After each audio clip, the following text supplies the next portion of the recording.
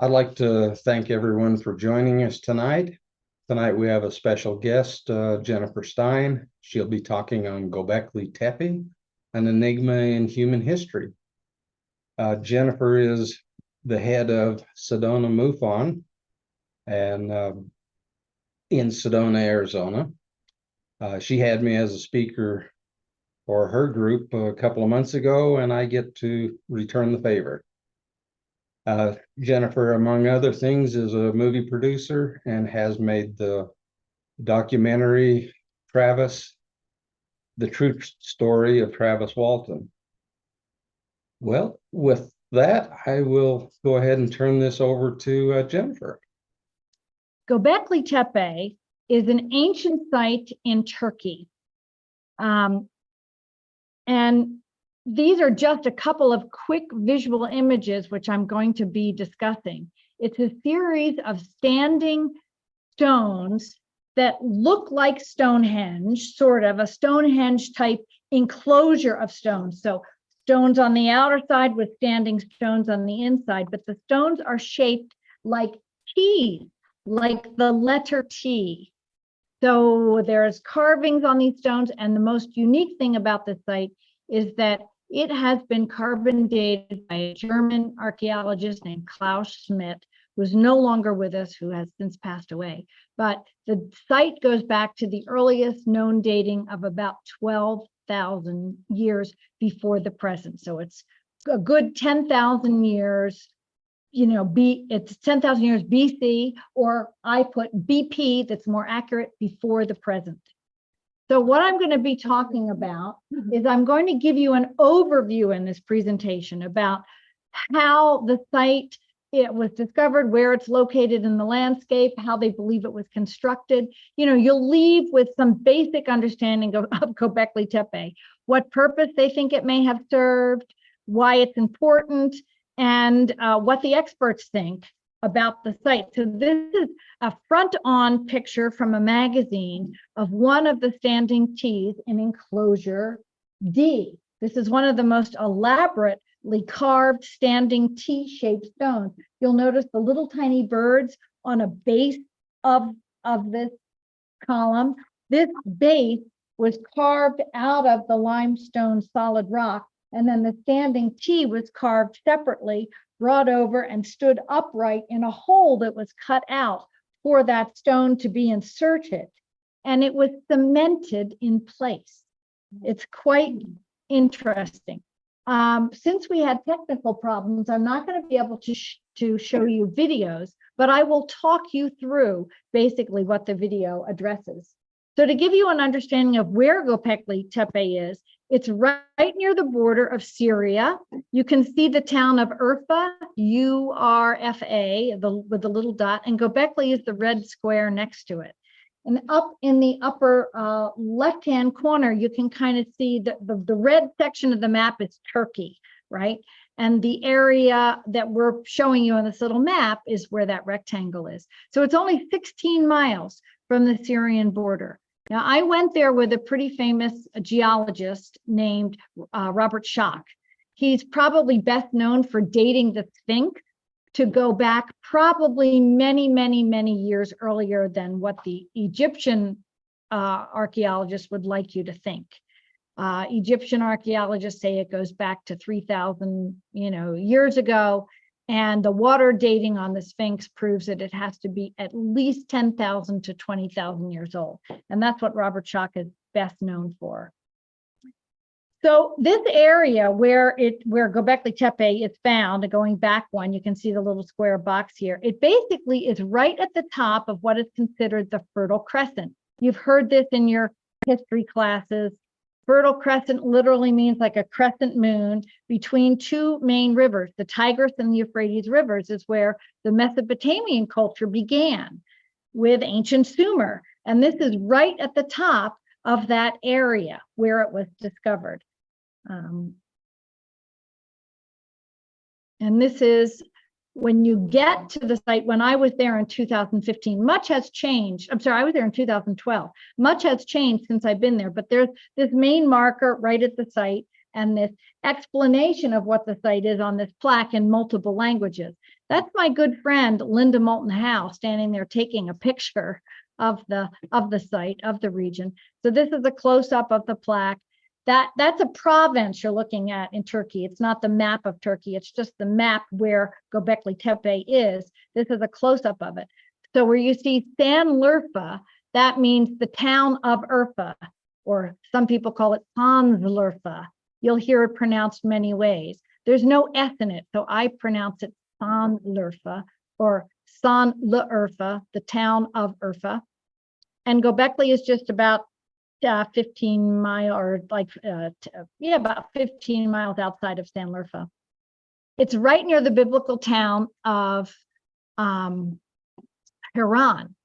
And Haran is historically important for both Muslims, Jews, and Christians. If you know your Bible stories, it's where Abraham smashed the figurines in his father's store. His father had a trinket store where he made these different god trinkets out of clay. And Abraham smashed them because he had a vision as a young man that there was only one God, not multiple gods. And he went off and started his life, and his the grandchildren of his are now, what make up Muslim, Christian, and Jewish faith. And this is what the town actually still looks like today. It's preserved as an historical town. So that's quite near Gobekli Tepe. So they think this has some potential, certainly possibly biblical importance. Another view that I took, the other picture was from a magazine. What they are, yeah, I'll explain them actually, since you've asked. They are mud huts, and they are made to look like teepees. And they have one main hole in the ceiling. So at night, you can build a fire in the middle and the smoke will go right out like it will a teepee. And in the daytime, there's no window. So it's very cool in a very hot environment like it is in the southern part of Arizona right now. So this is the typical type of housing. It's relatively insulated with clay bricks, keeps people cool during the day, and of course, warm at night. So when you get to the site, it clearly states right on the plaque that this site is 12,000 years old. And it's being accepted now as, the very, very earliest settlements of human ingenuity. And it forces archaeologists to rethink not only human history, because this is considered a Neolithic site. So the term Neolithic means pre-writing, pre-pottery, pre-domestication of animals, and pre-farming. So we did not believe that mankind lived in organized societies and had organized, group activities of farming and domestication of animals and writing and pottery making. But apparently we're wrong, as we continue to find out. And Gobekli teaches us that. So when I went with Robert Schock, we got to meet the owner of the property. The owner is a farmer who has a grapevine on it. And he kept running in to the tops of these tees, farming when he was planting grapes. Now, other people looked at the site and sort of disregarded it. They thought it was an old medieval cemetery. Actually, the University of Chicago and Istanbul University went and looked at it. But they kind of just, blew it off and said, it's probably not a significant site. So this man is very proud because when you go there, he only speaks Turkish, but he doesn't care. He'll walk right up to you speaking in Turkish and open up his picture book and start showing you all the different television companies that have come and done series and specials on the site. So he's yeah. So he's running into the tops of these stones? He was. So they are still upright, but buried down in the ground? Yes, you'll They had see. to excavate all that? You will see through this presentation how the site was discovered, because he was running into them. And as it was excavated, I take you through decades of excavation where you can see it beginning and unfolding in its excavation. So when you get to the bit, when you pull up in the bus and you get off on the bus, there's this walkway you can walk up. You can see those people walking up a walkway. Right there next to the parking lot is a prepared base that's identical to the bases that have now been uncovered. So I thought this was important to show you. This is limestone in the base of the ground, and they clear away all the dirt and they like sand down the limestone and sort of chip it out. Limestone's relatively soft, so you can chip and carve limestone. And this round base, you see where it says base for a central T-shaped pillar, is right below that line. So you can see it's kind of outlined, and there's a carving in the middle of it, and they would stand an upright T in that. The other base is missing, but these floors, once it's limestone and it's sanded down, they may have even come up with some type of ground limestone with some type of chemical or mixture with mud and water to smooth over the areas to make them almost waterproof, because it's very dry there, like it is in Arizona. So you know, when it's very dry in the desert and you get a heavy rain, water will just run right off the ground. Now it may eventually soak in, because if this flooded, water would probably flood through it, but when you get a heavy, quick flash flood, the water will run right off. So the floors and the base of these structures seem to be waterproof. It's because they were just like sanded limestone. And this is a little video so you can see what this base looks like. And it's before we walked down to the site. But I thought this was fascinating to get a quick clip of, so I did. And because I'm a filmmaker, I have a bunch of film clips in here, but we won't have the sound on them. So I'll be, walking you through it. And in some cases you see very interesting, like, is that for a pole or is that for some sort of drainage? It's sort of up in the air. It's hard to know. And we're up high on a plateau, not quite as high maybe as the Mogollon Rim up here in this area, but we are on a high plateau, which I will show you from the air. This is, of course, Robert Schock and his wife, Katie, and I photographed them right above the archaeological site as it looked in 2011 when we were there. This is a little video clip, and I'll just play a little bit of it, although we won't hear Klaus. This is Klaus Schmidt. He's the German archaeologist who was mostly responsible for uncovering the site. He's basically saying that he noticed that this was a very high, like limestone ridge area that had this green, greenery on top. And he thought that this was unusual, because when you have sort of a bare mountainous area, as you can see here from the air, you can see, I'll be back, don't worry. For the audience, I'll show you. This is the road we took going in right here. This here is all dirt that was brought in and buried over these top, pillars that are under the ground. And what you can see, what looks like a house or a structure there, is a cover over part of the site that was ongoing when we were there to protect the workers. But you can see this is about 1,000 feet above the valley floor below it. And the reason it looks white is it's a limestone outcropping hill, and it's in a U shape. And all of the stones that are at Gobelki Tepe were taken right from this mountaintop. It's all limestone. It wasn't brought from thousands of miles away. This is another view I put together from a magazine for you. So you can see the grapevines and see where this farmer had been farming. And of course, he lost one whole crop of grapevines when the excavations finally started to take place. And they really got started around 1992, 93, and then money was raised. And by 1995, they were full on in deep excavation. And by 2000, 2003, 4, and 5, it broke in National Geographic and around the world because of the carbon dating, because it was, mind-boggling. So this is from the hill. This is a picture I took looking out on the valley floor below it. So you're a good 1,000 feet above the valley floor. And I'll point out the reason why this is important is because it's not a really wide U-shaped hill. Maybe it's about, a couple hundred feet across the top of it. So no matter where you're standing on that hill crest, at night, that night sky, when it comes up, it's right there. You can reach out and touch those stars. There's nothing blocking your view.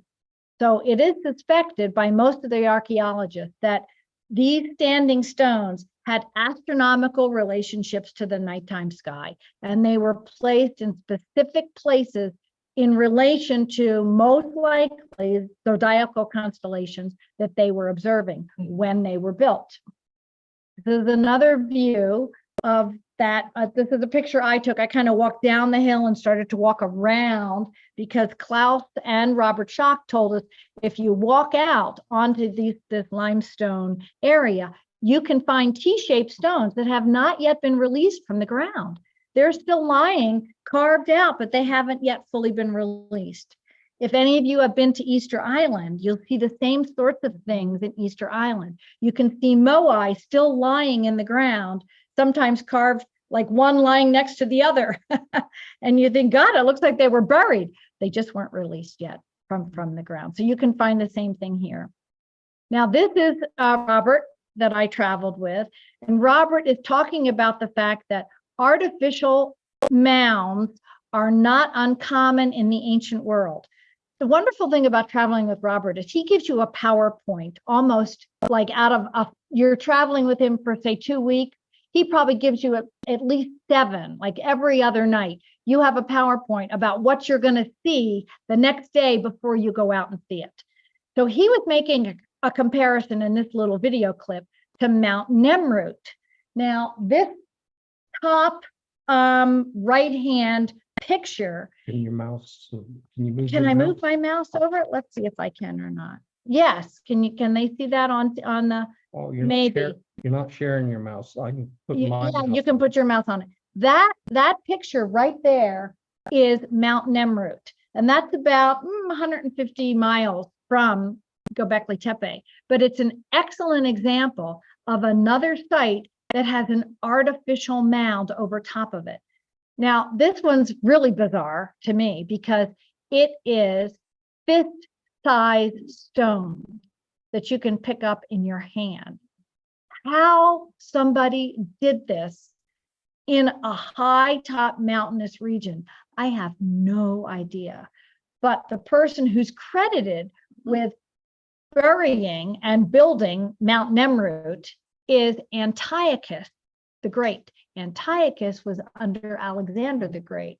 So we're talking like around 1100, when Alexander the Great was well known, and Antiochus was one of his generals.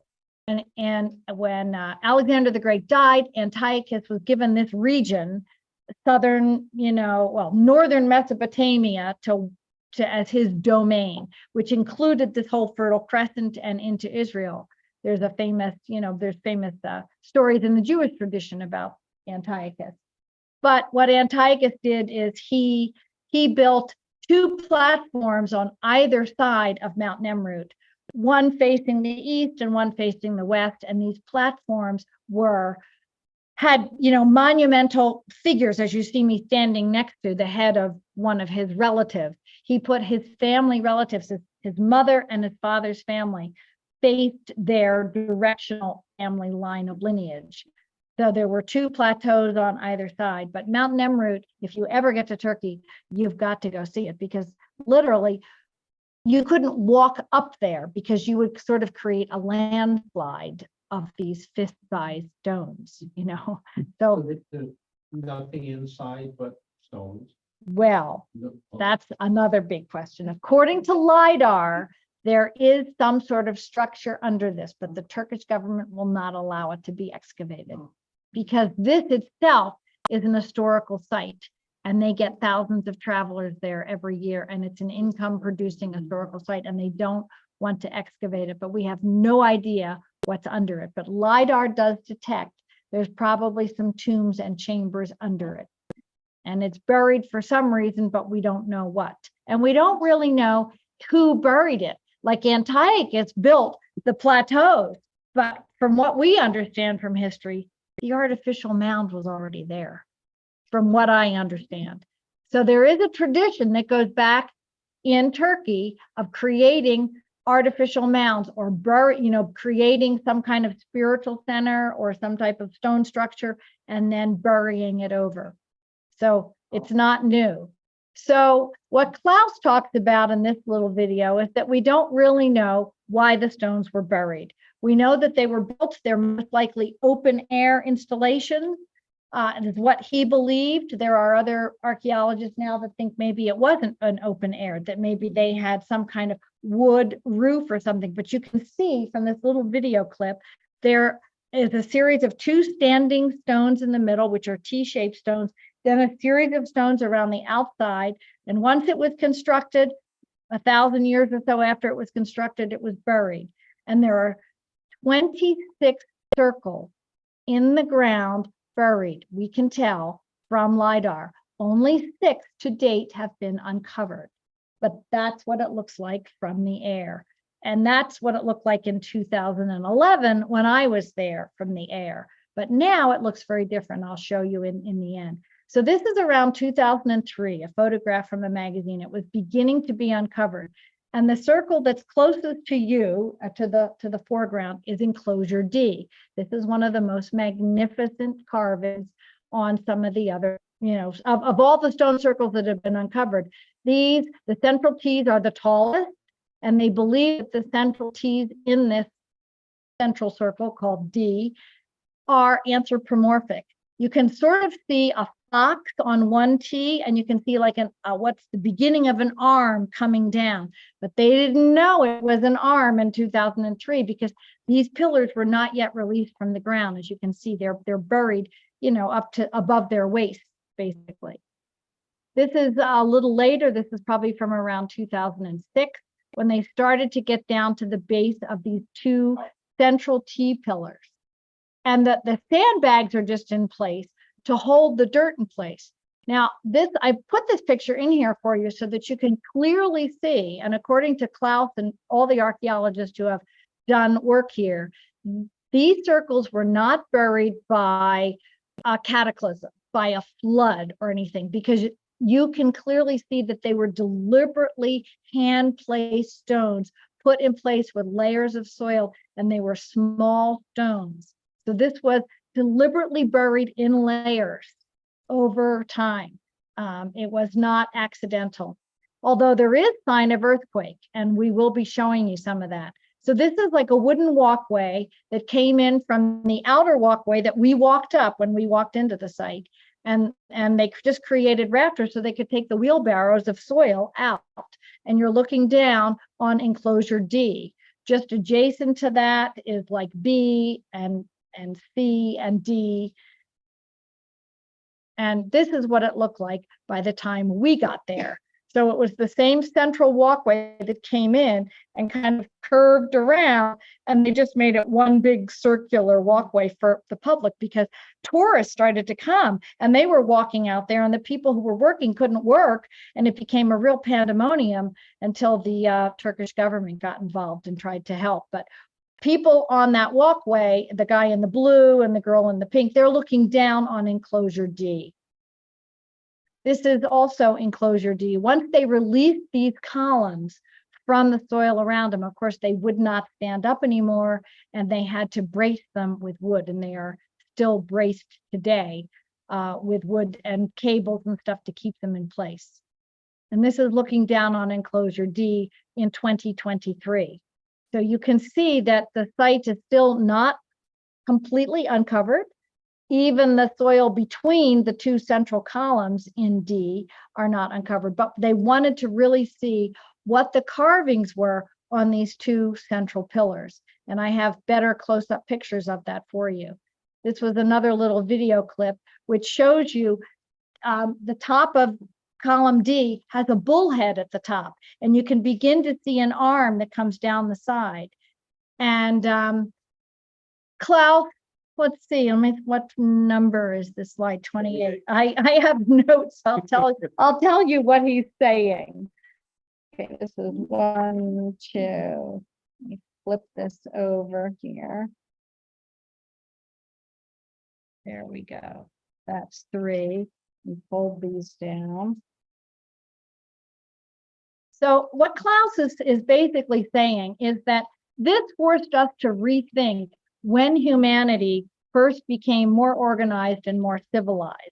It's kind of like a novel theory of civilization. because we know that in order to create these types of standing stone structures, you absolutely needed to have organized manpower of some sort, right? So maybe that the whole idea of temple building is what caused mankind to civilize, because of some sort of spiritual or, traditional cultural messaging that was being communicated at that time. People came together to build these monoliths, and because of that, they started to live in more organized groups, and they started to share food. They started to do farming. They started to bring animals together and domesticate animals. And that maybe that temple building was what inspired mankind to have organized society, rather than organizing society and then coming up with religious beliefs. It totally turns what archaeologists had thought about the founding motivation for organized society to begin. And that's kind of what Klaus was best known for coming up with this theory, because of Gobekli Tepe. So the T-shaped stones in many of the circles vary between 10 and 18 feet tall in the center, and they weigh as much as 16 tons. And they're T-shaped pillars that we believe completely stood independently in the past. Now, some of them you can see in the background of this picture, not the one with the fox on it, but you see the one in the background behind it. It's got like a stone wall holding it up, but you can see it's broken at the bottom.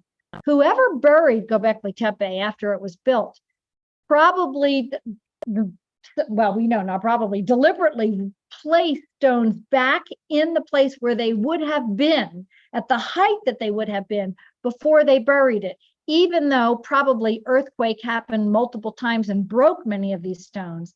They bothered to reassemble it.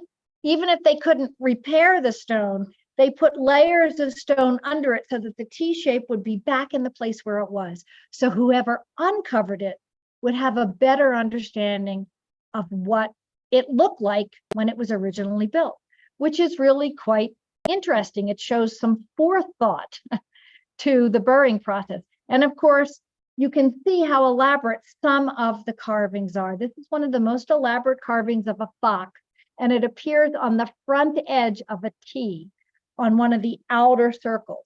I think this is an enclosure B. And as anyone who's a sculptor here knows, that's not, they didn't make the T and then just glue it on the front or hang it on the front. That's a relief sculpture, so they had to leave enough stone to upright that T and then carve that fox. And it's amazing that it survived to this day when some of the other columns have broken apart. This is a close-up picture of it when they first discovered it from National Geographic. There was foxes living. Yes, well, this is kind of like a fox, but some people think it's like a prehistoric fox. I don't know. I was with a zoologist once, and he said, "Oh no, they have these in where did you tell me they had them? In Thailand." He said, "No, that animal still exists today, and it's in a zoo in Thailand." And I'm like, "Okay." So when they're excavating, do they ever find any human remains or animal remains or anything like that? That's how they carbon dated it. They did find some bone shards, and the bone shards and some leather shards is how they were able to date it, because carbon-14 dating requires something that is made of carbon that is decomposing or decaying. And carbon-14 dating is a radiocarbon dating process that can date something accurately between 68 and 52,000 years ago. So it's somewhere in that range, but it's relatively accurate between those dates. You can't go back further than that with carbon-14. So this is Klaus saying that the site clearly goes back to the 10th millennium or earlier, because when they're doing the dating based on the sediment rock that's around the T-shaped stones that were buried. But we don't know when they were built. We only know when they were buried. So they were buried in the 10th millennium. That doesn't mean they were built then. So that's important to remember, and this is the point he's making in this video. I always think it's nice to hear stuff directly from the horse's mouth.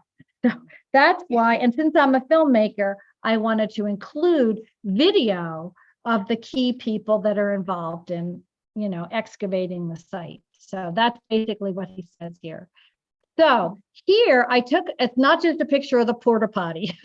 What I'm taking a picture of for you, so you can see, is the sediment layer that was removed so that they could get to the T-shaped stones below it. So some of these T's were poking through the soil, and this is what the farmer, that's where the porta potty is the level of the soil where the farmer had his grapevine, and he kept running into these as he was tilling the soil.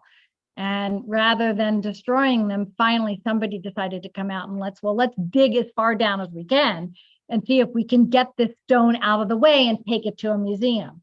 And then they realized that they couldn't get to the bottom of the stone. And then when they found that out, then the Turkish government found out about it. And before you know it, Klaus was on it and he was digging. And that was in 1990. So the Turkish government's letting them dig this up, but not letting them dig the other thing up. Mount Nemrut, Yeah. yes.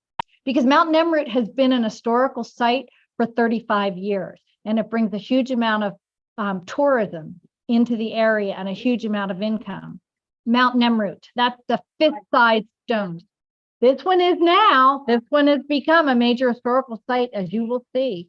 Yes, thousands of people come to this now from all over. After the National Geographic articles went out in 2003 and 2005 and 2007, there was an onslaught and they could almost hardly work anymore. So is it still private land or is the government taking it? You know what? I think the government subsidizes it. The guy he still farms there, but it's a tourist site now. So that's why they do such things. Yeah.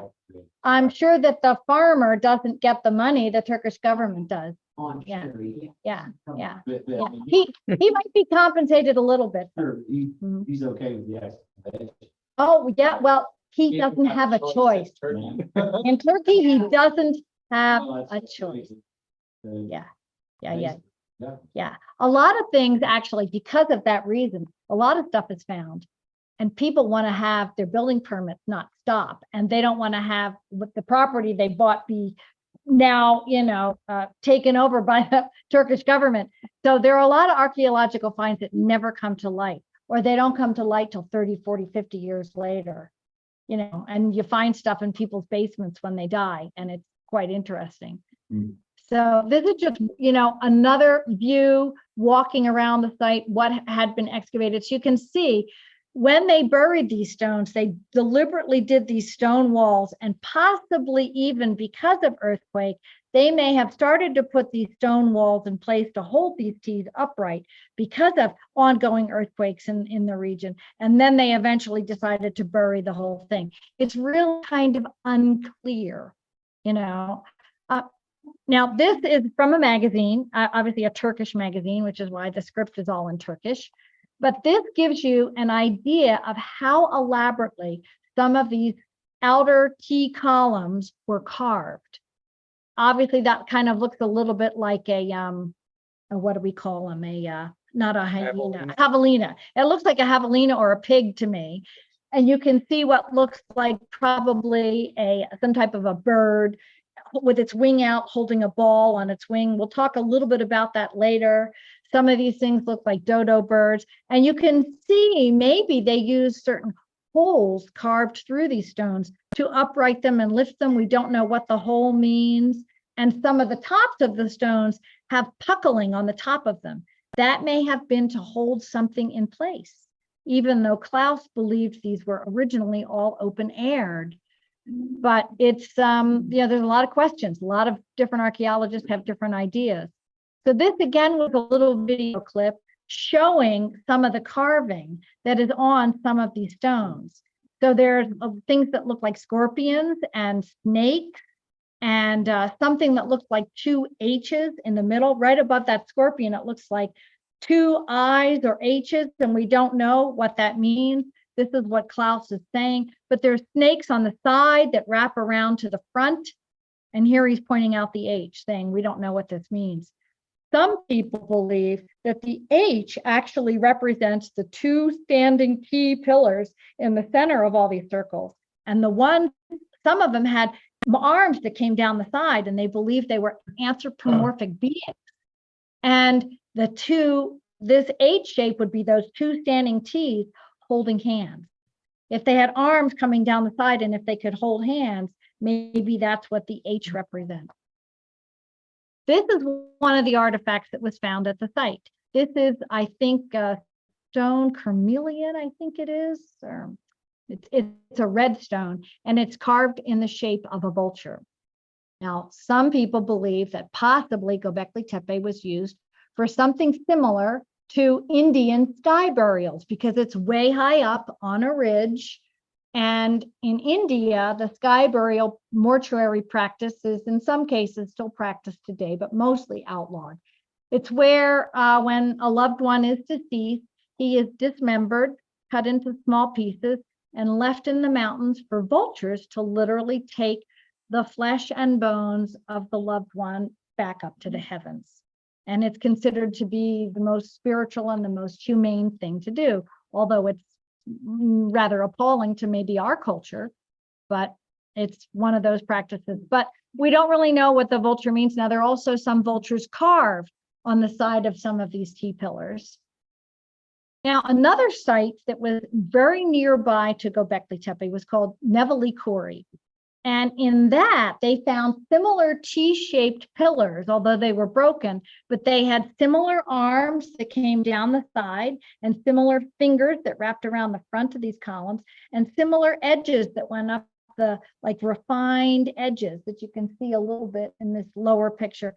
But Neveli Kori was a rectangular shaped structure. And in that structure, there was a priest or a standing person that looked like a man with this structure on the back of his head, like a snake moving up the back of his head. Kundalini energy, or spirit going up the back of the head. Now, this site is unfortunately underwater now because the Ataturk Dam was built, and this place was quickly excavated because of the building of the Ataturk Dam. So this is what that site looked like from the air, and sort of there's a hole where one of the T's was because it was removed and taken to a museum, and there were other T-shaped stones stuck in the wall around it, but they had been broken apart. And at the very bottom where you see what looks like an altar, that's where the priest was standing. And this is an artist drawing of what that looked like, although I'm amazed that the artist got this wrong. You can clearly see here that the standing central T pillars faced the altar, right? The T shapes faced the altar. And this is how the artist drawing drew them with the T shapes like not facing the altar. But, I picked that up. But so you can see on the upper map, Neveli Kori and Gobekli Tepe were about 30 miles from each other, really not far from each other. But this site was dated around 7,000 BC, not 10,000. So he's basically describing here that all of the enclosures were relatively similar, although not identical. There were two central T-shaped pillars in the middle that were taller and higher, and then a series of standing T-shaped stones around the outside that were smaller. And in some cases, there was a spiral, and in other cases, there was just a circle. And this is where the other ones have been found that are not covered or not uncovered. LIDAR can tell there are 26 circles buried under the ground, and only 6 to date have been slightly uncovered, some of them more than others. But this is the basic central shape, and it's not necessarily always a circle. In some cases, it's more like an oval. In some cases, it's more like a round circle. But that's the basic thing that's being discovered at Gobekli. And this is an example of sort of what they look like on LIDAR, with sound penetrating radar that they can do from the air. And now many people say, well, it's very Stonehenge-like. And in some cases, yes, it is, because at Stonehenge, you have central larger pillars surrounded by smaller pillars on the outside. But in Stonehenge, of course, your pillars are created with 3 stones together, 2 standing stones and a capstone. And in Gobekli, they're just single standing stones. So I just, That's all one piece, the T and the post. yes, and it's only through a slight variation in depth that the keys look like they have a top stone attached, but they do not. It's just a differentiation in depth and shadow. So whoever was carving them was a fairly articulate carver. As you can see on the bottom, these are the Gobekli Tepe keys, and on the top I have Stonehenge for you, just so you can make some quick comparisons. And of course, in Stonehenge, there were caps. Well, the standing stones had, I don't know exactly what you call it, but pinnacle peaks at the top. And then the lintel stones that braced them or went on top had carve outs in them so that the top stones would stay in place. So they fitted in like, like a pin into a socket. No evidence at Gobekli here of Um, stones Mm-mm. connecting along the top. No evidence of stones connecting the top, no. And this is a little video showing the arms that come down the front of the standing T-shaped pillars and the fingers that wrap around the front. And you see this in many, many cultures. And that's a little bit what Klaus is talking about. He's saying we think that the standing T-shaped pillars with the arms are stylized human beings. Because why would they put arms down the side? They also had belts around them, around what would be the waist, and they had loincloth in the front of what would be maybe covering genitals. Here you can see that. So we think these stones represent beings, but maybe they're gods, or maybe they're pointing to stars or astronomical alignments in a type of worship. Now, another sculpture like the one in Neville Corrie was found, and he's referred to as Urfa Man because he was found in the town of Urfa. And he is about 6 feet tall. He had black obsidian set into his eyes. He had no mouth. We don't know why. This is a picture of him, and he's dated when he was found to be around 13,000 years before the present. So a little older than the oldest central circle D at Gobekli. This is a little video, I think, of him. Is it playing? Let's see. Here, he's in the museum now. There's a big museum in the town of Urfa, or Sanslurfa, depending on how you want to pronounce it. So you can see he's got black obsidian eyes. He's got an interesting nose, and look at that outfit. Look at that. He's got like a V, definitely a double V shape drawing or outfit around his neck. What does that depict? All my friends say, oh, it's Star Trek, it's not Star Trek. And this is another picture of Urfa Man, how he was found. He seems to also most likely be holding an erect penis. It looks like there are genitals, there, and he's holding his genitals. So this is Robert Schock standing in front of Urfa Man. Now, one of the other trips I was able to make with Robert Schock is I went to Easter Island with him as well. And this picture of the stone moai with the larger head is a female moai that was found in Easter Island. And she also, all the moai in Easter Island have arms coming down the side and hands coming in under the belly, and so does she. She also had black obsidian, they think, or some sort of precious stone inserted in her eye. So and she also has no mouth. Whether she originally had a nose and mouth and it just wore away, we don't know. But I included her because I'm drawing the idea for you that human sculptures like this are, of course, found all over the world, but there seems to be a lot of correlation with, places as far away as Easter Island from Gobekli Tepe, or from central Turkey. Here, these pictures of these faces are found all around Sanliurfa and near southeastern Turkey. They look very much like some of the moai sculptures and faces, and they remind me of some of the faces found in Tiwanaku. So I inserted a couple of pictures of Tiwanaku in here just to show you the comparison. But a lot of these, human faces were found, not necessarily at Gobekli, but you'll see later in my presentation, there's a new site that was found. So he's talking about the arms and hands that come down the side of the body and how it makes you think about other cultures, and Easter Island, as I've just sort of explained.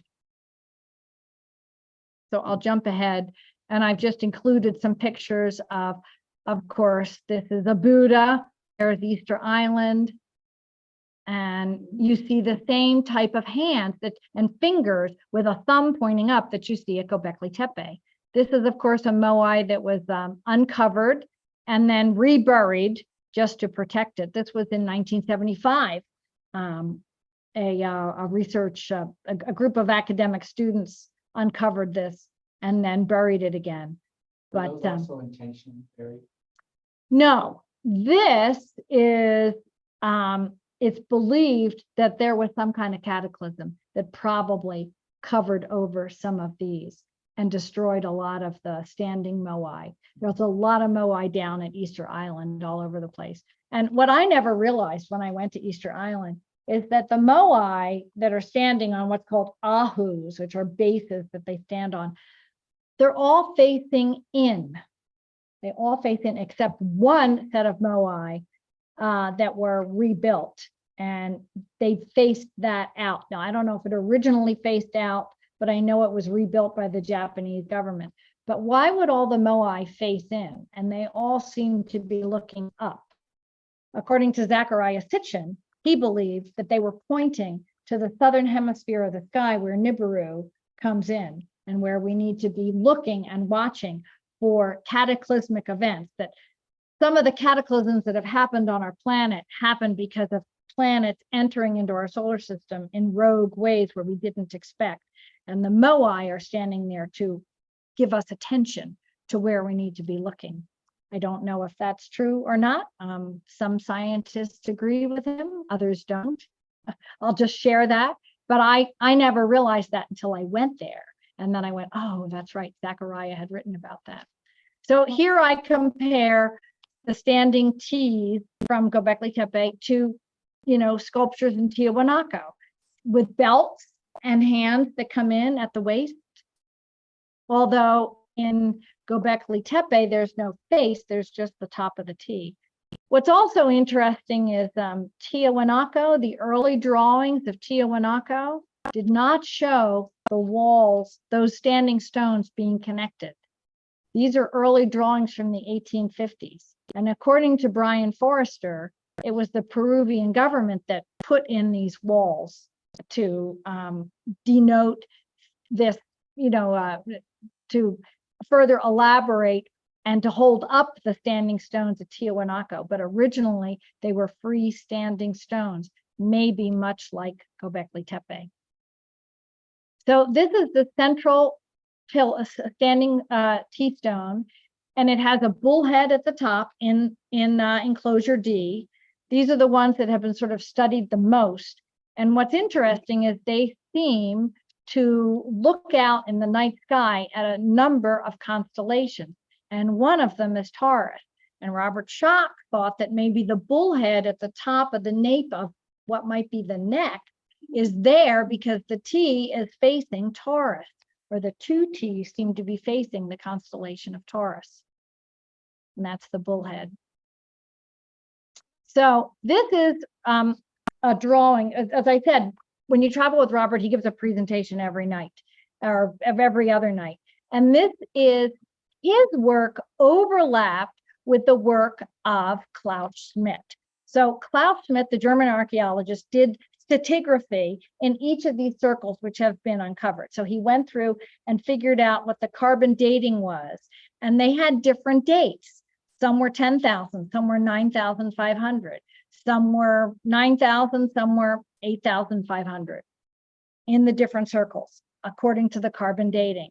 And what Robert Schoch did is he went in and used a program called Starry Night, and he realized that the central T pillars inside the circles seemed to change their orientation with the date changes. And to Robert, that was quite clear and quite obvious that that was an adjustment made for precession. If these standing T-stones were looking out in the night sky, deliberately facing the constellations of the Pleiades, Taurus, and Orion, or the belt of Orion, right? Then they would have to reposition every so many thousand years so that they would face that constellation, because the process of precession means that on the vernal equinox, that constellation is not in the same place where it was 1,000 years before in the night sky on the vernal equinox. To really go into explain precession in great detail to you, it would take me another 20, 25 minutes to do, which I could do, but I encourage you to Google a video on precession if you're interested. Yeah, a quick question? Make it simple? Mm-hmm. It is, it's that, but it's also, it's not only just the wobble. It's our relationship over a 26,000 year cycle. The constellations completely shift and move around the earth. So it's based on perspective. It does, the wobble does affect it, but the wobble is not the only thing. It's not a 26,000 year wobble. No, it's a seasonal wobble. But the constellations move 1 degree every 72 years. So over a process of 1,000 years or 2,000 years on that vernal equinox, it's that constellation is going to be in a different place. So what Robert Schoch did is he lined up with the carbon dating that Klaus Schmidt did. And this is a very interesting way where these two scientists who have done different types of research and work overlapped their work in a very brilliant way. So this is one of the things he shared with us, but I can't show you the video of him describing this because we have an audio problem. But he is describing this alignment and how his work aligned with Klaus Schmidt. So this is just some video I took, kind of wobbly, just with a small little camera when I was on site, just to show you, it's very hard to photograph these things. You can see the bullhead at the top. That's the top of the T. Then I kind of went across to show you the other two. You can see the arm coming down the side, and you can see a back pillar, a scorpion on one of the back pillars, and you can't make out what's at the top. But these things during the day are very hard to photograph. In order to really see and appreciate all the detail and the carving and the slight differentiation in thickness, you almost have to have special lighting at night to see these things. This is a close-up of one of the belts on the central T's in circle D. And you have that H, but then you have that H turned on its side as if they were trying to fit it in and the space was too small, maybe. It's like 2 I's on a side and 2 H's and an I. We don't know what it means, and we don't know what the U shape means. This is looking at the loincloth, which would be like a foxtail, you know, or a fox skin hung from the belt. And you would think the only reason that would be there is to denote something human. These are the little birds that are carved out on the front. Now that base is just a relief from the floor. And then there was a hole cut in it, and this T was stuck in the top of that hole and cemented in place. So how did they have cement? The loincloth. Mhm. Who decided to use it? Well, they think it's like a foxtail or covering a genital of some sort. That's what they think. Well, you could think that, but usually if it was an animal skin, the 2 leg skins would be shorter, and the tail would be longer, and the 2 leg skins would be shorter, and that's what it looks like. Very accurate drawing. Yeah, yeah. Carving. Yeah, very accurate carvings. Yeah, I don't think it's genitals itself. I think it's a fox, skin hanging from the belt of a waist. Very much like you might see in indigenous, Indian wear or something like that. And that's a little bit of what's left. I mean, that stone, they believe, was originally deeper buried in the ground. And that's some of the snakes, some of the carvings on the side. When that created this? maybe they don't, but yeah, the people who fit pre-occupation. They don't know. There is nothing identified on them. No. So, and it's before we think Mesopotamia really existed. We think the earliest date of Mesopotamia goes back 6,000-7,000, but these things are dated back to 10,000. And of course, Urfa Man is 13,000 years old. So we kind of have to go back and rethink early civilization. So do you think this is the same area that is 16 miles from the Syrian border? Yeah, it's right where the Garden of Eden Right, supposedly that's where was. yeah, because I saw the other Biblical map, the Tigris and the Mhm. Euphrates River. Mhm. So Mesopotamia, the Sumerian culture developed right there between the Tigris and the Euphrates and went right up into that mountainous region, in northern Turkey. So most of the pillars when we were there were covered. So we couldn't photograph them and they were trying to protect them. Also, the Syrian war had just started in 2011 when I was there, and we could hear the bombs going off. It wasn't far, and they were worried about vandalism, of course. As we know, the Taliban destroyed many, many, many magnificent places. So The, Yeah. You said that the Sphinx is like how old? well, the Sphinx, according to Egyptologists, is around from the Khufu dynasty, they think, and it's around 3000 BC. But Robert Schoch really stunned the world when he got the American Geological Society to agree with his research findings in, I think it was 1994, 95. And his research findings were that the encasement wall that is behind the Sphinx, rock outpost, right? And they gradually took out rock to create the Sphinx. And that encasement wall that still stands behind the Sphinx shows 10,000 years of water erosion on it. And water erosion is very specific. It comes from the top down. It's not up, wash that area. Not wind erosion, because wind erosion will pick up sand, blow it through the air, and that will pull away soft limestone from harder rock. And you'll get these undulations like this because soft stone is pulled away by the sand over thousands of years. But water erosion is very, very unique. From rain, it comes from the top and goes to the bottom. And when you have deep ridges of water erosion, you can date the rock. And he dated the encasement wall behind the Sphinx to be at least 10,000 years worth of water erosion, which means that the Sphinx would have had to have been built at a time when that was not an arid desert, at the time when that was a tropical rainforest. And that pushes it back a good 20,000 years because it would have to have been built first, right? Then water eroded, then covered over with sand. And the Egyptologists won't accept it. And in fact, Robert also said that's why the head of the Sphinx is recarved, because it was so eroded. It was originally a lion and it faced Leo. And he thinks it was built well over 26,000 years ago or more, because it faces on the vernal equinox.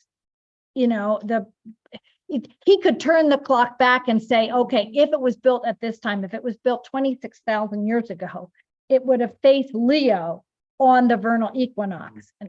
So then maybe it water eroded, and then maybe it became an arid desert. And then when the Khufu dynasty came in, they recarved the face. Actually, it's a Nubian face. So it wasn't the Khufu dynasty that recarved it. It was the Nubians, which predated Khufu by probably 1,000 years. And that was more in what they call northern Egypt, but it's what we would think of as south. But because the Nile runs the opposite way, it's considered north. What would be the time frame between, and I know you don't know, but Yeah. just asking for time. Gobekli Tepe and The Phoenician. the Phoenicians.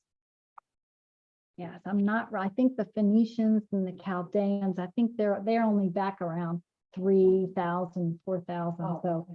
So this would have probably been buried by the time Gobekli Tepe was probably already buried. Yeah. So just to kind of, these are just some quick shots to show you what it looked like in 2011. And you can see here, some of these stones, you can kind of see were broken, but they were put back in place to kind of show you where they were originally.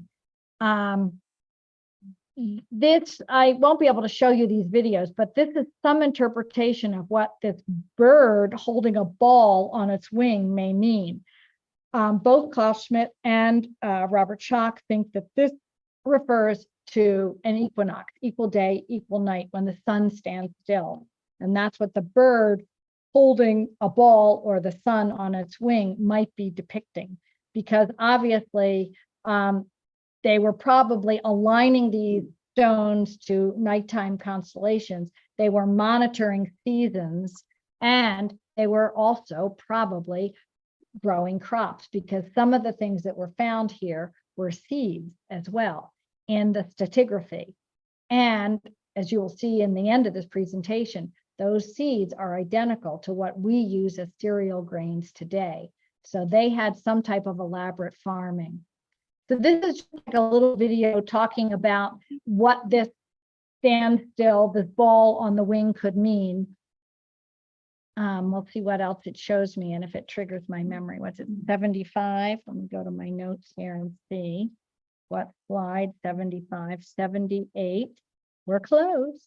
We're close.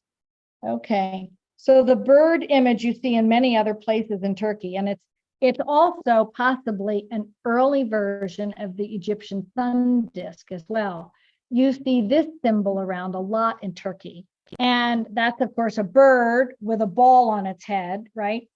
In many cases, one religious tradition often overlaid upon another and another. And if they use similar iconology, they could usually get the people to go along with the next religious tradition, even if it was slightly different. So many people think that the bird with a ball on its head or a ball on its wing was an early precursor to a sun disk. Now, this is a whole nother thing to research, but I'm going to throw it out to you because it overlaps with Richard's work as well. Richard has done incredible work with understanding and looking at petroglyphs. Well, there's a plasma physicist named Anthony Peratt, and he's written like textbooks on plasmas for like Lawrence Livermore Labs, and he teaches in major universities, and he's been involved in our defense projects for years. But one of his passions is to look at petroglyphs around the world, because in the laboratory, he is able to use plasmas and create synchrotronic light that creates distortion fields, or synchronized wave patterns of plasma light that create geometric figures, to keep it as simple as possible. Yeah. And okay, so in certain wave phases of plasmas, certain shapes are created, like this purple shape where it looks like a man with his arms up and his legs down, and there's sort of, like these two balls out to the side. And you see that carved in petroglyphs all over the world. Now, So what's the purpose of doing that with the lighting and what you just described that I can't remember? okay, I'll try to put this in a synchronized, simple way for you. You see all these guys at the top with the t-shirts on?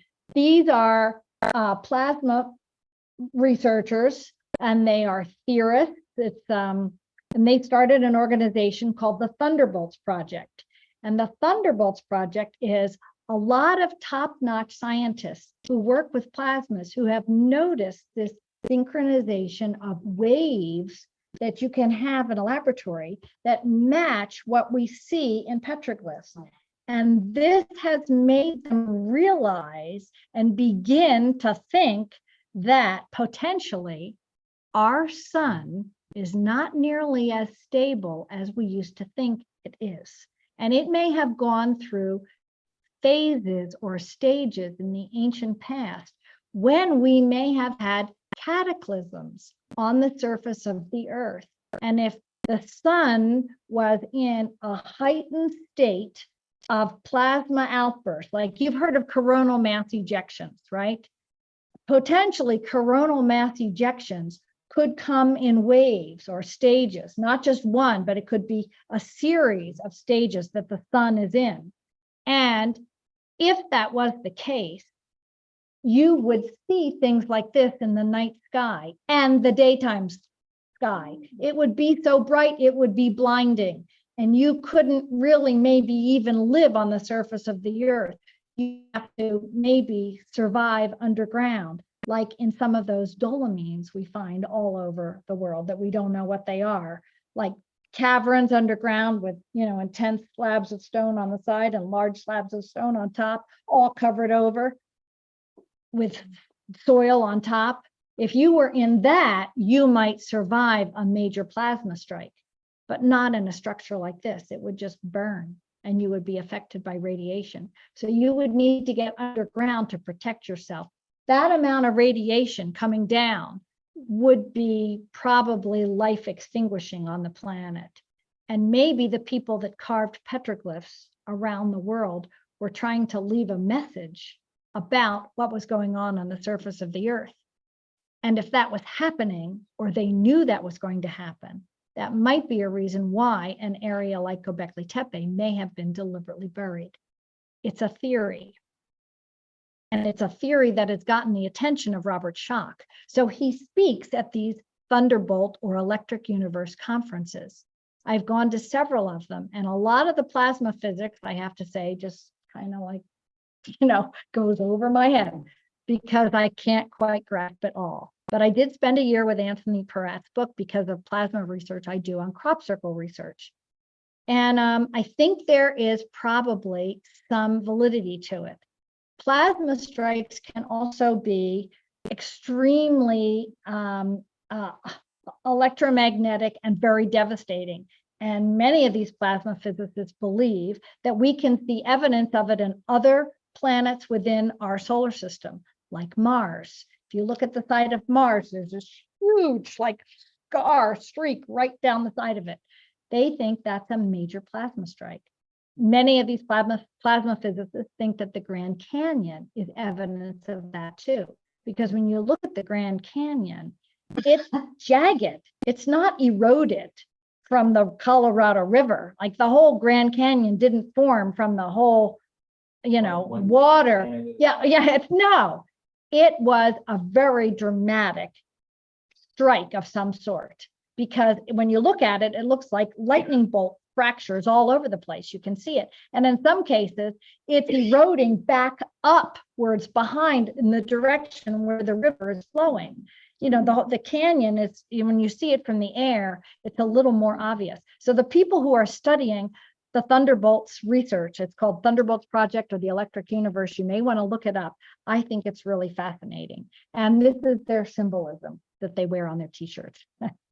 So this has influenced Robert Schoch's work. He thinks that we need to begin to look at history, human history, architecture, and new theories or even old theories about what the history of our planet is and what the history of potentially our cataclysms could be, and overlap all of it. Because if you don't integrate our sciences and look at history from a more integrated perspective, you're never going to have the whole story. Now, I read a lot of the work and happened to know and was a research assistant to a man named Zachariah Sitchin. He was an Orthodox Jewish man who wrote a series of books about ancient Mesopotamia. And he translated the Sumerian tablets. And the Sumerian tablets write about a cataclysmic event that happened in our solar system. And he was influenced by a Russian physicist named Immanuel Velikovsky, who said the same thing. And there's actually a lot of evidence for this, but there's Sumerian records which also state this. So I just mentioned this because in the Sumerian records, they also talk, I'll jump ahead a little bit. This is him just talking about stuff I already talked about. there's a Sumerian tablet I want to share with you. So that's what I'm jumping to. This is some of the other interesting pillars that have not, the base of the pillars that haven't been uncovered. That's a stone, a necklace stone that Robert found when he went to work and excavating with Klaus Schmidt at Gobelki Tepe a couple years ago. And that has a hole drilled right through it. Isn't that amazing? You see how small that is in his hand? And look at that little tiny hole. So that's a bead from a necklace. So that's an advanced society that was building that, right? If that ended up in the debris when it was covered over, at least the society that covered it over had necklaces probably. So here is the part I want to get to for you. I mentioned earlier that there are Sumerian records that talk about agriculture beginning in the top of the Fertile Crescent. And there are Sumerian records that talk about these two beings called Ashnan and Lahar. And they descend from what's called the Duku. What the Duku is, we don't know, but it is implied from the Sumerian text that the Duku is a high abode. Now that could be a living quarter high in the mountains, or it could be possibly a spacecraft or a mothership in space, or it could be another planet. We don't know. But Ashnan and Lahar descend to mankind. It doesn't say they descend from the mountain. It just says they descend to mankind, and they bring mankind the knowledge of agriculture. And they bring seeds, cultivated seeds for wheat and barley.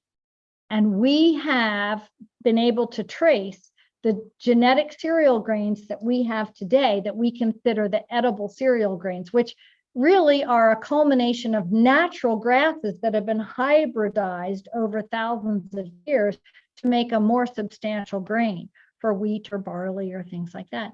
Well, they come from this exact area in the top of the Fertile Crescent.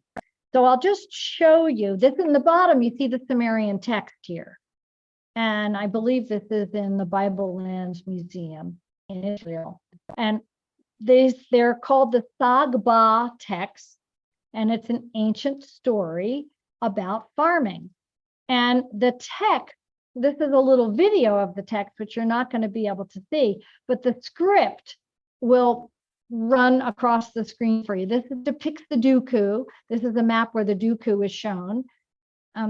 These graphics are, he says this story is perplexing, and it caught his attention, the cattle and grain text and the Duku, because it's the beginning of agriculture, and we can trace agriculture beginning here.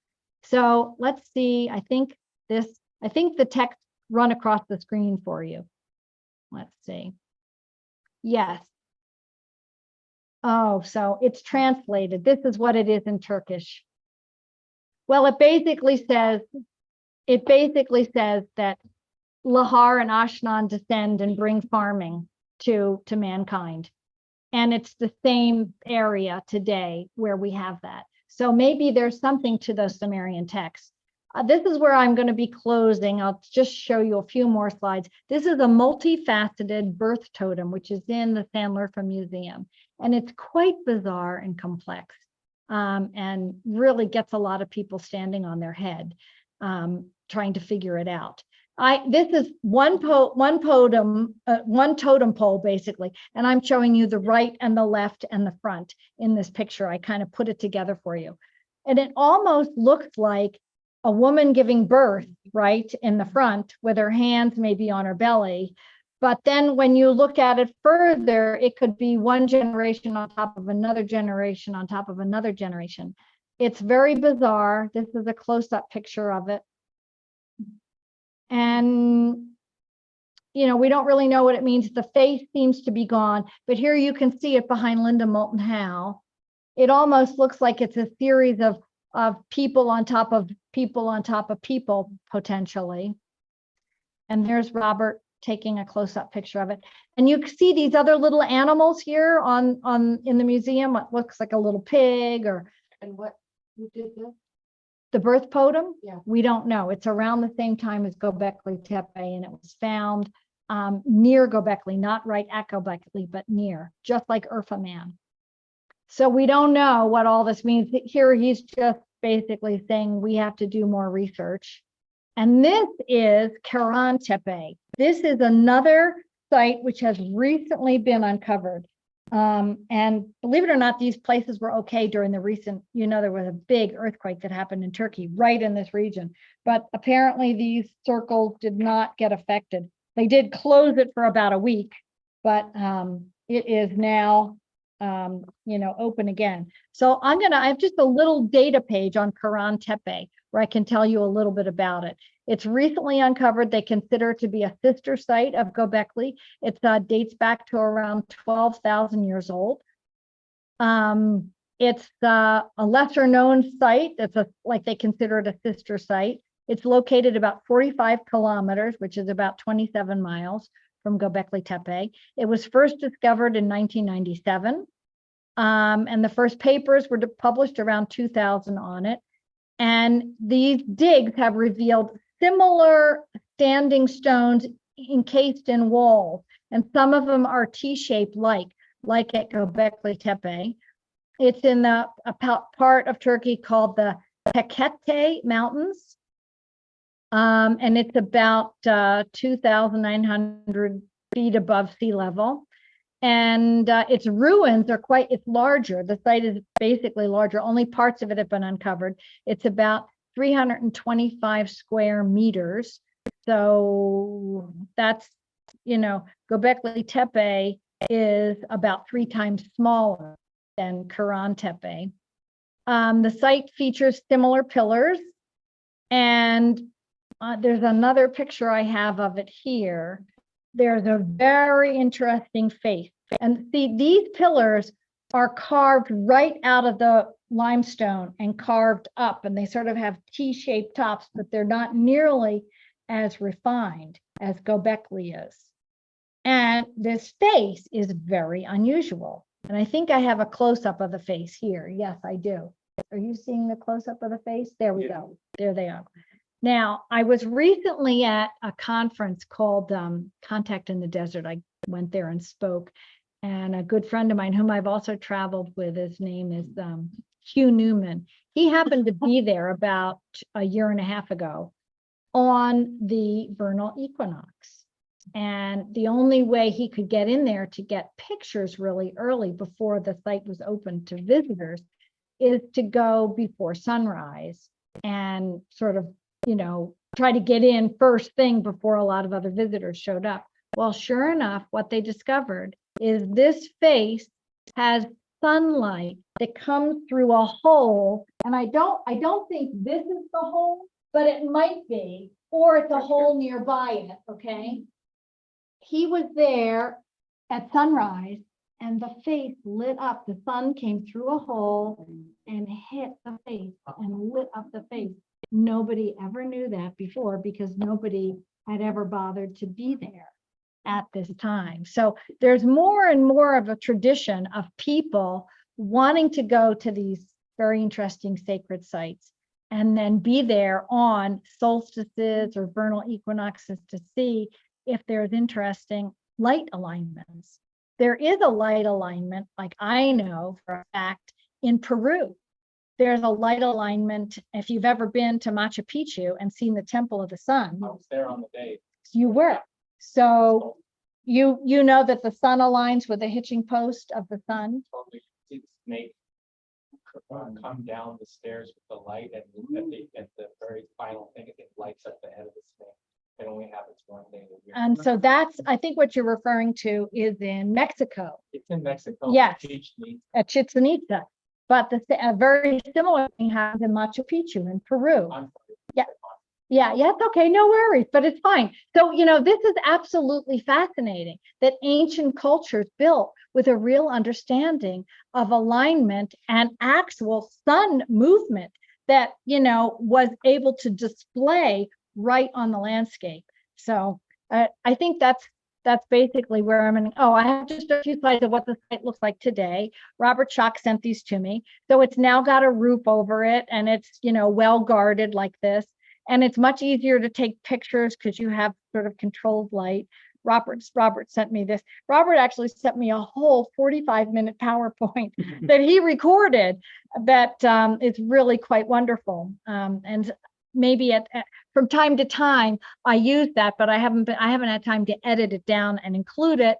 But you can either hear him or you can hear me. And a lot of people don't want to see a video, but I really adore Robert and I hope to travel again with him soon. So this is looking down on some of the enclosures that have been uncovered and he does regular trips, which I would really encourage you to do. So I told him I would include slides of this. He does them every year. So he's going to Egypt. And interestingly, just here, remember I was talking about living underground? The top left-hand side is Cappadocia. And there in Cappadocia, people lived they carved out limestone, limestone living quarters in rocks.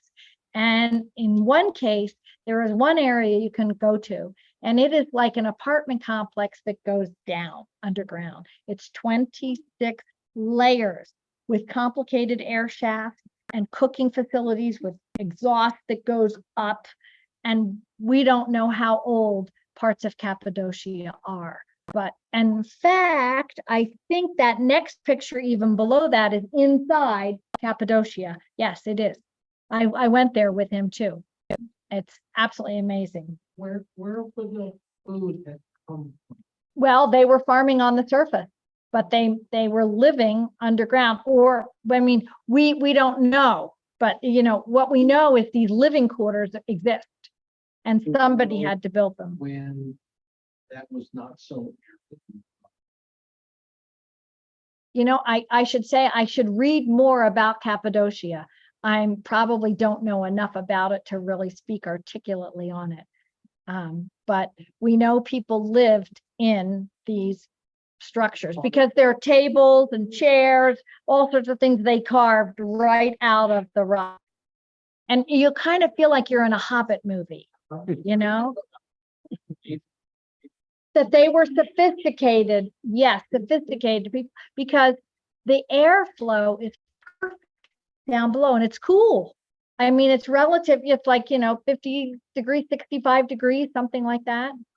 And he also makes trips to Turkey, and he may very well go back to South America.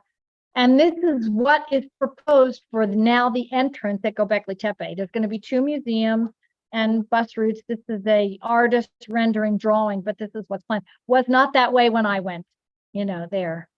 And this is the new guy in charge at Istanbul University. His name is Dr. Lee Clare, and he's in charge of the excavations going on. And he's demonstrating that you can buy little, central pillar D columns now in the gift store. So Looks definitely doesn't it? Yeah, but it's not. It is all the same. So I'll end there, and we can have other, questions. I no guarantee I have any answers, but hopefully you know a little bit more about what is unknown about Gobekli Tepe and what is known. It's not. It is. It is. I'll address your question. She said, is it difficult to travel there? Yes. I flew into Istanbul, but we had like a 12-hour bus ride to get to Gobekli. So we didn't go in all one day. We saw Ephesus. We went to other places. We went to Mount Nemrut. But yes, Turkey's a hard place to travel in. The Turkish people were really lovely to us, but of course we were there in 2012. It's become much more Muslim now than it was before. I've even heard in certain parts of Turkey, women, even American women, have to wear a chabad, or you have to have your head covered at all times and your arms covered. And I couldn't go out dressed like this. I would be a Chandra, I'd be a problem. So, and it is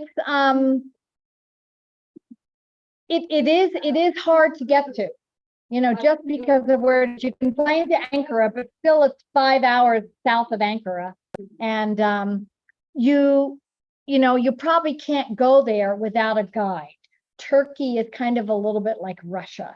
They want to know who you are, why you're in your country, who you're with, who you're traveling with, what your agenda is. And you can't pick up a freaking pebble on the ground at Gobekli Tepe just to bring home a stone to say you were at Gobekli. You could end up in jail for picking up a stone. Yeah. Yeah. How trustworthy is all this information? I mean, they were primitive, unschooled, unskilled people that had no education. That's a joke. Yes, yeah, okay, let's see, here, I'll do escape like that. You At least I describe didn't those people as theorists. You know, most of it is theory. It is theory. That's all the geologists can do is come up with theory once they uncover it. But the carbon dating, they can't deny. Yeah. So because they thought Neolithic man existed 10,000 years ago, they've had to assess that and say maybe in certain areas there was more organized civilization. And even in the Sumerian records say that they reestablished civilization around the 7,000 year mark, that they were there before that, but then they left because of a major cataclysm. And then they came back to uncover after the cataclysm, to reestablish and to help mankind come back. So possibly things like the pyramids and the Sphinx and other sites around the world. When you go to Pumapuca and you travel through parts of Bolivia, you can tell a major cataclysm happened there. You can really see it. What? Well, you can see that there was a major, like probably landslide or mudslide, that there was rapid destruction that happened very quickly. And Do you remember that site? where the There's dinosaurs, like dinosaur prints in Bolivia, like in the side of I the wall. did not. Where, yeah. They're vertical as the ground of the mountain. Been pushed up. And it was Very interesting. instantly preserved. And it was Wow. really sad when we were there, it wasn't being protected. It's Really? like the Bolivian government wasn't doing anything. You can pay them. Right. Well, the Lake Titicaca has always fascinated me because it has sea life in it, which it should not if it's a natural, if it's an inland sea, it would not have living creatures in it that once lived in the sea, like seahorses and other things, and certain fish and certain type of snakes and stuff that are sea creatures, but they're in Lake Titicaca. So there's probably a lot of evidence, and that whole region is so high. I mean, we're talking 14,000 feet. So there's probably a lot of evidence that there was a major upheaval, a major impact on one side of the earth and a major upheaval on the other. And there's evidence of that in the Sumerian records. The Sumerian records talk about what we call they called it the hammered bracelet. We call it the asteroid belt. The asteroid belt is an area where there once, according to Sumerian records, there was once a planet, and that planet was impacted and was broken in half. And when it was broken in half, it was pushed to a new area in the solar system. And that's us. That's the Earth. That's why our planet, that's why all our continents fit together, right? Like Africa and Egypt, do you ever look, there have been theories, they call it Pangemia or something, right? Where they think that the Earth was much smaller and it broke apart and then the oceans formed. No, according to the Sumerian records, half of this planet, which was Tiamat or Marduk, they give it different names, was broken off, and that scattered, and that's now that they called it the hammered bracelet, but that's what we call the asteroid belt.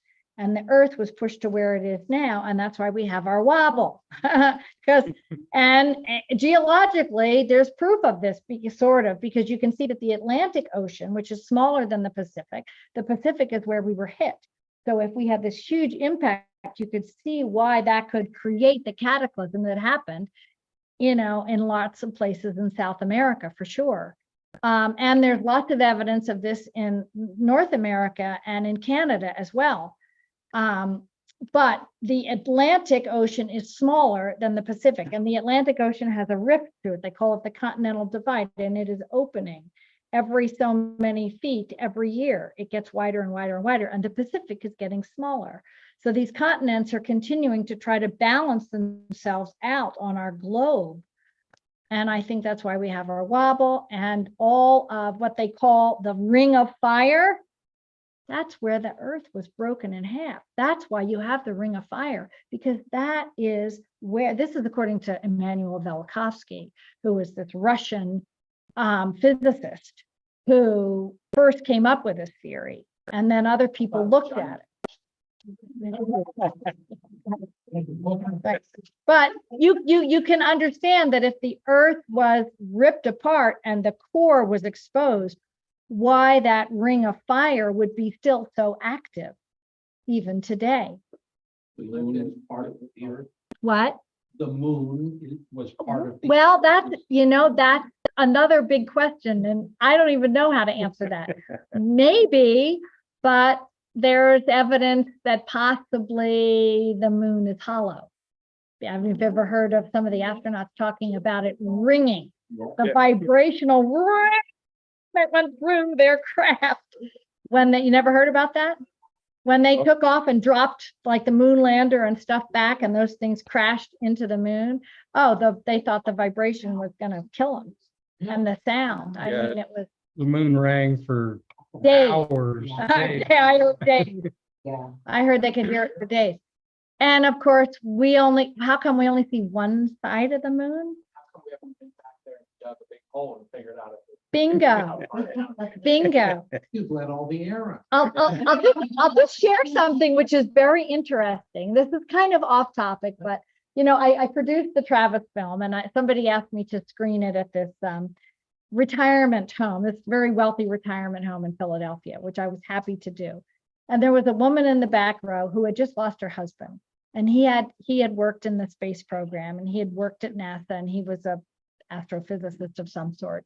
And she was a PhD biologist, and they were both in their 90s, and they were very well respected, and neither one of them had lost any of their noodles, right? So there were about 75 people in the audience, and you could have heard a pin drop. Most of them stayed awake, watched the whole movie, and then we had Q&A afterwards. And she in the back row raised her hand, and I walked up with she was way in the back row. I walked up with the mic, and she said to me, very interesting, subject, she said, many of you know Earl, who was her husband. He said, worked, was part of the space project. And there's something he told me right before he died that was considered like a deathbed kind of confession. And she said, he told me that he was involved in designing and building an underground base on the moon in 1964. And I did you say? And I repeated what she said. Did I get that right? And she said, yes. And I said, would you care to elaborate? Because that's very interesting. And she said, I wish I could. That's all he told me. And he wasn't even supposed to tell me that. I've heard the same thing about Mars. Yes. So some people say there is a secret space program. Some people say we are involved with extraterrestrial intelligence who have shared technology with us. I don't know. I saw the picture in National Enquirer. Yeah, exactly. Well, we know the National Enquirer is a deliberate media disinformant to make fun of and maybe to cover over. When you put it out there in plain sight as humor, nobody will take it seriously. And then you don't have to worry about hiding it. Yeah. So, there might be something to all this. Certainly today, as you know, there were hearings. We were looking at it earlier. And David Grush came forward and said, yes, there is craft and there are alien beings, and we have been hiding this and covering it over. So maybe we have been working with them for a long time. I just went to see the movie Oppenheimer, and I thought it was very, very poignant. It has nothing to do with aliens and UFOs, but of course it has to do with the development of the atomic bomb. But everyone says that once we detonated the atomic bomb, that sent shockwaves through other dimensions of space, and that's when these other intelligent beings showed up big time and said, oh, look out, the kids got the matches. We gotta monitor it now, because they know how to light the match. And so we better start working with them, or we better start preventing them. Many people think that's why we have not been back to the moon. We haven't had a public space program, but we've had a private space program. And many people I've met through MUFON, I joined MUFON because most of the people I met were ex-military, and they were in many cases involved in guarding, storing, developing, moving nuclear weaponry, and they all had encounters with craft. All of them. And they couldn't talk about it. And that's why they joined MUFON, because they could at least like rumor between themselves, like, well, I saw that. Did you see that? You know, like they could at least come together and try to bring a movement forward where there was some scientific investigation. When Blue Book closed, MUFON formed. And I think that we need to begin to start to think, even physicists and scientists today will say, with what we know from our telescopes, we would be foolish to think we're the only intelligent species. You know, you're a dinosaur if you believe that now. So I think we're in a new frontier, and it's where and how we choose to uncover that, and how peacefully and kindly and humanely we decide to bring that knowledge to the public. But when you've told somebody something's a lie for 75 or 80 years, how do you then suddenly open Pandora's box and say, oh, okay, everything that you thought wasn't true now is true? People aren't going to accept it. So, and I tend to like, you know, things like archaeology and, you know, ancient structures and ancient sites around the world. I tend to like to go and study them because that's very revealing to me. I mean, that's nuts and bolts, and that's here. And you can talk about stones, you know, that are on the top of a hill in Machu Picchu or Ollantaytambo or, you know, Gobekli Tepe, and you can say, that's evidence. Somebody built it. Who and when and how? And what happened, we found. And what don't we know?